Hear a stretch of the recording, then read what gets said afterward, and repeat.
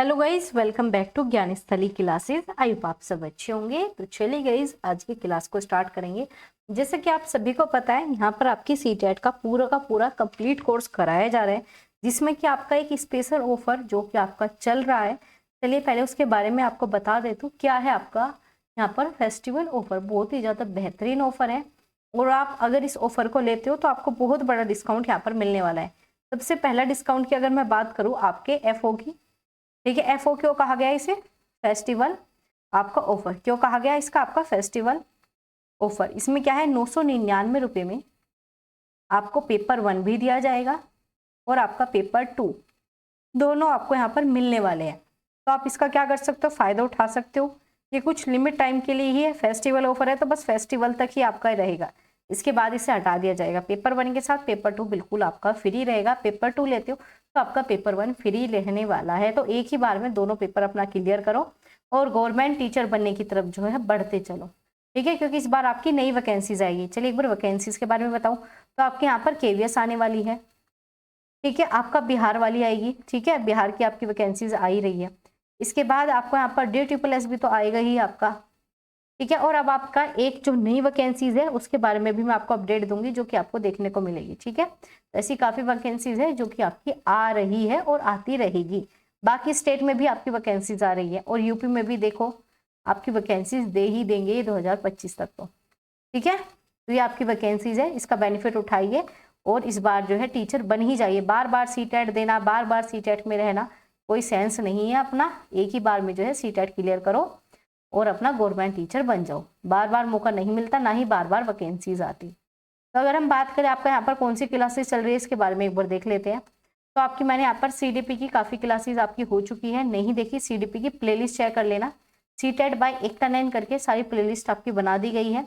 साथ ही साथ जो आपकी हिंदी पेडागोजी की क्लासेस है, हिंदी पेडागोजी की क्लासेस की भी आपको प्लेलिस्ट मिल जाएगी। तो क्या करना है, आपको प्लेलिस्ट चेक करनी है, ठीक है, दोनों की प्लेलिस्ट। इसमें आपको PYQ भी मिलेंगे। आप सभी कहते हो PYQ कहाँ है, तो मैंने PYQ आपके जनवरी के, जून के जो आपके पहले एग्जाम हुए हैं उन सभी के मैंने PYQ करा दिए। इसमें आपके हिंदी के भी हुए हैं और आपके यहाँ पर CDP के दोनों के PYQ मैंने कंप्लीट करा दिए। अगर हम बात करें, हम आपका यहाँ पर डिस्कस कर रहे थे आपका हिंदी पेडागोजी, क्या क्या अब तक देख लिया, एक बार फटाफट रिवाइज करेंगे। बहुत से ऐसे स्टूडेंट होंगे जो आज आपका नया जुड़े हैं। ये आपका पूरा ऑफिशियल सिलेबस है जो कि मैंने आपके साथ देखा था। ये ऑफिशियल सिलेबस हम पहले ही देख चुके हैं। तो हम क्या कर रहे थे, ये आपका सिलेबस था, इसके अकॉर्डिंग हमने पहला आपका टॉपिक लिया है, वो है आपका भाषा अधिगम और भाषा अर्जन। सीटेट का रिपीटेड, ये हर बार आपको देखने को मिलता है, ये आपका ऐसा टॉपिक है। इसमें हमने भाषा को समझा, भाषा का अर्थ समझा। इसके बाद हमने क्या किया, इसके बाद हमने आपका भाषा की प्रकृति को समझा, जिससे कि आपका पूरा बेसिक कंप्लीट हो गया। भाषा की प्रकृति पढ़ने के बाद आपको समझ में आ गया कि आपको लैंग्वेज पढ़नी ही क्यों है और सीटेट में आपकी लैंग्वेज आती क्यों है। ये सब आपका यहाँ से हो गया। आगे बात करें तो आपका आगे है, इसमें हमने हिंदी भाषाएं समझा। कितनी आपकी हिंदी भाषाएं होती है, भारत की राष्ट्रभाषा है या फिर नहीं, अगर है तो कौन है, अगर नहीं है तो क्यों नहीं है, ये सभी मैंने लॉजिक आपको दिए हैं। टोटल आपकी कितनी भाषाएं है, कौन सी अनुसूची में, ये हम देख चुके हैं। आपकी इंग्लिश को भारत में क्या, कौन सी भाषा का दर्जा दिया गया है, ये भी हम आपका देख चुके हैं, ठीक है। आगे हमने शास्त्रीय भाषा समझा, ठीक है, शास्त्रीय भाषा में तमिल, संस्कृत, ये सारी चीजें देखी। आगे बात करें तो हमने आपका भाषा शिक्षा में अवधारणाएं क्यों आवश्यक है, आपका भाषा शिक्षा दी क्यों जाती है, ये हमने समझा। इसके बाद हमने क्या देखा, इसके बाद हमने आपका यहाँ पर देखा, ठीक है, इसके बाद हमने आपका यहाँ पर देखा है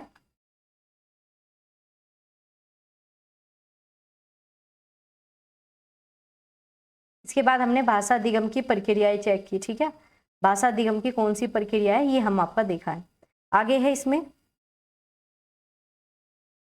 शायद आपकी स्क्रीन छोटी होगी, एक सेकेंड।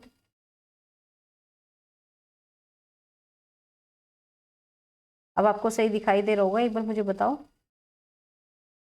चलो,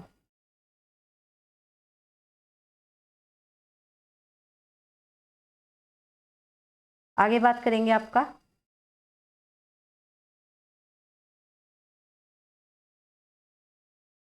इसमें हमने भाषा अर्जन तथा आपके अधिगम दोनों के हमने यहाँ पर कुछ वैज्ञानिकों के विचार समझे, जो कि आपके बार बार पूछे जाते हैं, वाइगोस्की, पियाजे, चॉम्स्की।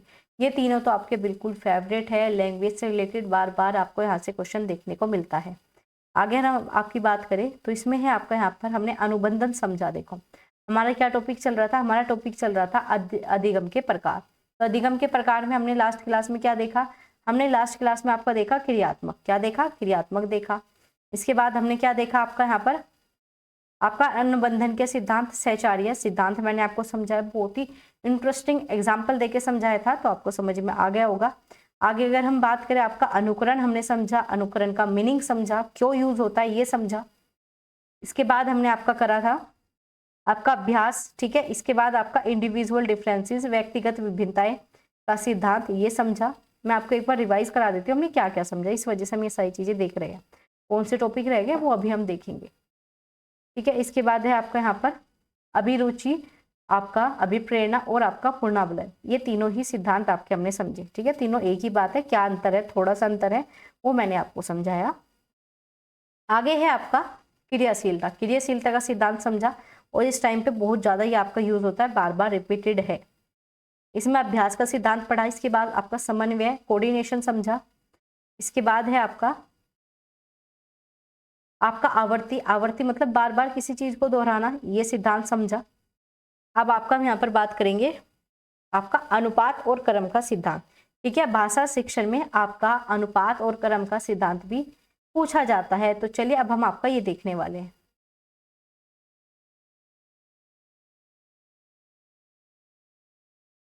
अब आपको सही दिखाई दे रहा होगा, ठीक है। चलिए अगर हम बात करें इसमें क्या है आपका, अगर अनुपात और क्रम की बात करते हैं तो अनुपात से क्या समझते हो, आपके भाषा कौशल में टोटल 4 प्रारूप है। ये 4 प्रारूप आपसे डायरेक्ट पूछे जाते हैं, जैसे कि आपका सुनना, श्रवण, वाचन, बोलना, वाचन, पठन और लेखन, ये सभी जो है आपके 4 भाषा कौशल माने जाते हैं। भाषा कौशल भी पूरा एक कॉन्सेप्ट है। इसमें जो है निपुणता के लिए हमें अभ्यास, क्रम के समान अनुपात बनाए रखने के पर जोर दिया गया। किसके, हमें अनुपात, समान अनुपात, ठीक है। और क्रम, क्रम क्या है, हमें पहले हम बच्चा क्या करता है, सुनना स्टार्ट करता है, ऐसा थोड़ी बच्चा सीधा बोलना स्टार्ट करेगा, नहीं। तो हमें क्या करना है, हमें इस क्रम का सिद्धांत को अपना निपुणता बना के रखना। हमें क्या करना चाहिए, पहले चीजें सुननी चाहिए, फिर हमें बोलना चाहिए, फिर हमें पढ़ना चाहिए और फिर हमें लिखना चाहिए। ये क्रम आपका भाषा कौशल का है। तो यही बताया कि इन सभी के बीच जो है समान अनुपात बना हुआ है, उस अनुपात को आपको लेके चलना है। इतना समझ में आया।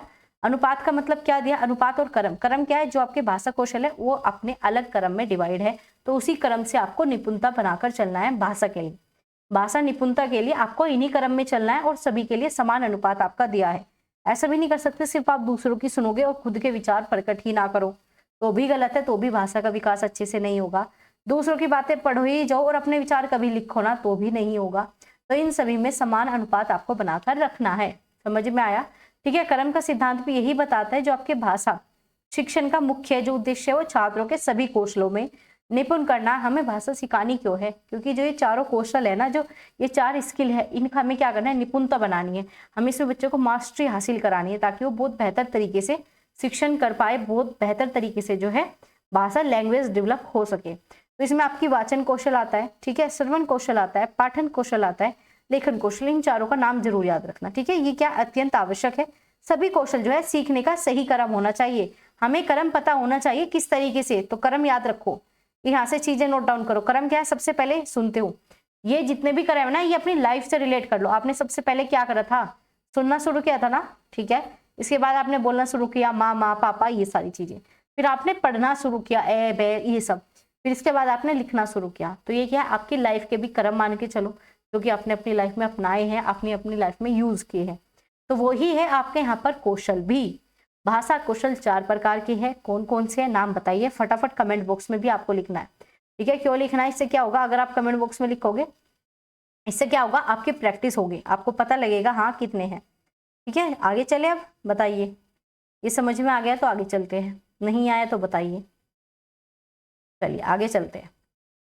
अब है आपका बाल केंद्रित, child centred theory. Child centred theory आप सभी ने सुनी होगी, ठीक है। क्यों सुनी है, क्योंकि आपका एनईपी कहता है, क्या कहता है आपका, एनईपी। एनईपी क्या है, न्यू एजुकेशनल पॉलिसी, ठीक है, क्या है, राष्ट्रीय शिक्षा नीति। तो ये आपकी कौन सी है, 2020 वाली, ठीक है। 2020 वाली एनईपी में क्या कहा गया है कि हमें जो है बाल केंद्रित शिक्षण बनाना है, बाल केंद्रित कक्षा बनानी है।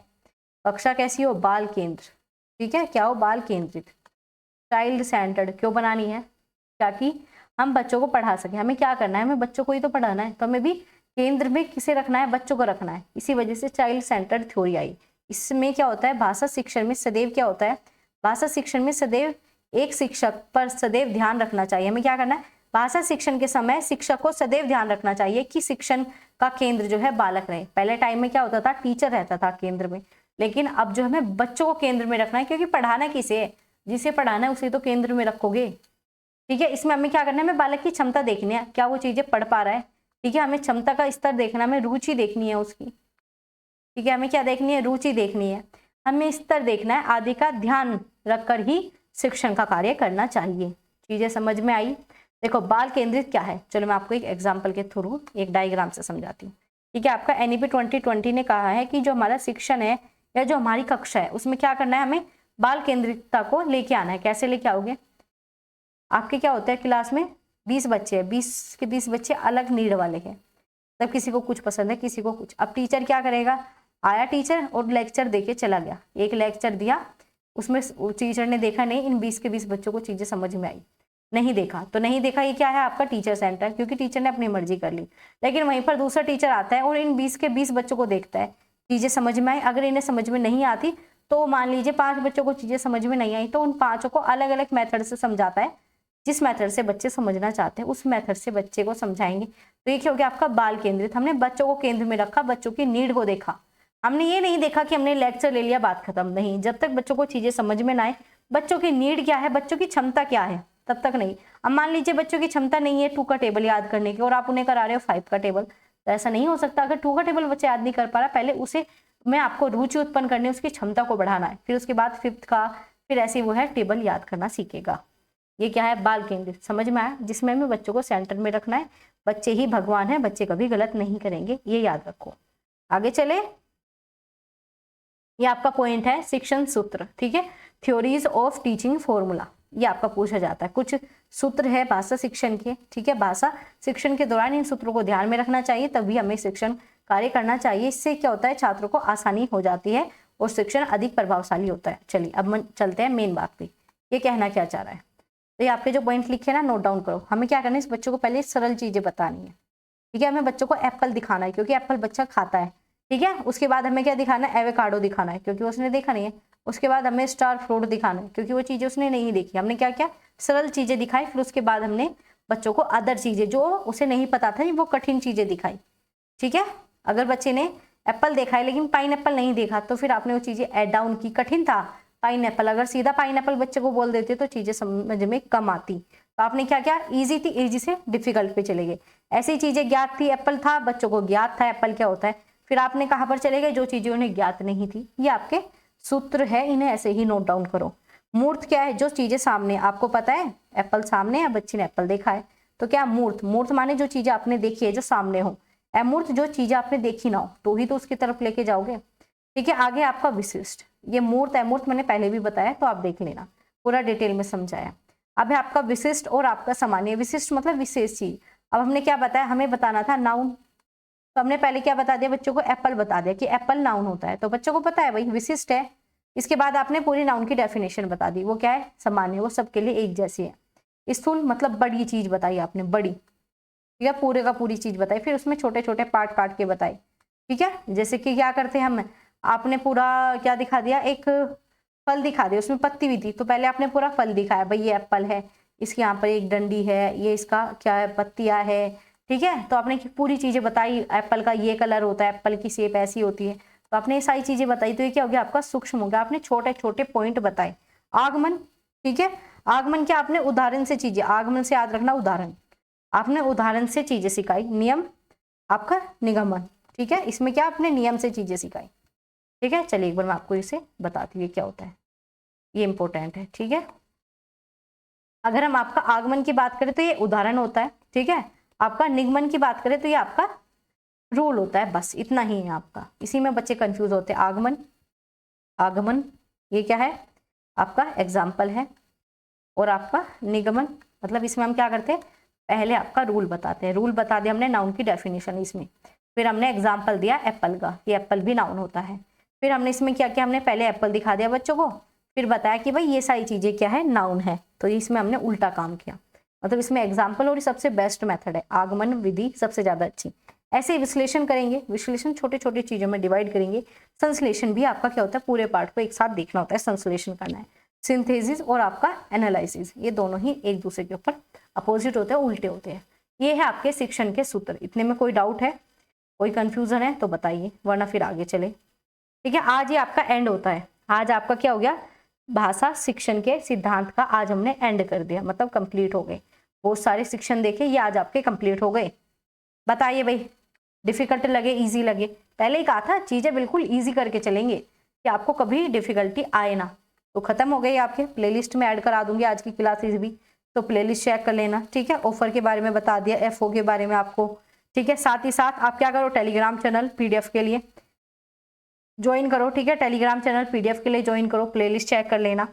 ठीक है, कोई नया हो तो शेयर कर दो भाई, लाइक कर दो चैनल को, क्लास को लाइक करो, फीडबैक दो पहले अपना, लाइक करो, शेयर करो, फीडबैक दो आप सभी अपना, कैसी लगी क्लास। ठीक है, आप फीडबैक नहीं देते भाई, फीडबैक देते करो, इससे कुछ नहीं होता, बस हमें थोड़ा सा मोटिवेशन मिलता है कि हाँ आपको क्लासेस पसंद आ रही है। क्योंकि जैसा कंटेंट मैं आपको प्रोवाइड करा रही हूँ ना, इससे सीटेट तो कभी नहीं रुकेगा।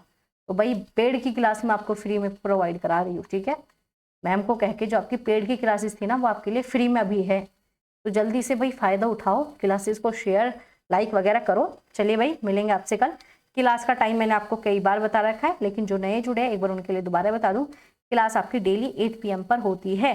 8 PM पर होती है, सीटेट बाय एकता ने ज्ञान स्तरी चैनल को सब्सक्राइब कर लेना, कोई नया हो तो। चलिए भाई, मिलेंगे आपसे कल।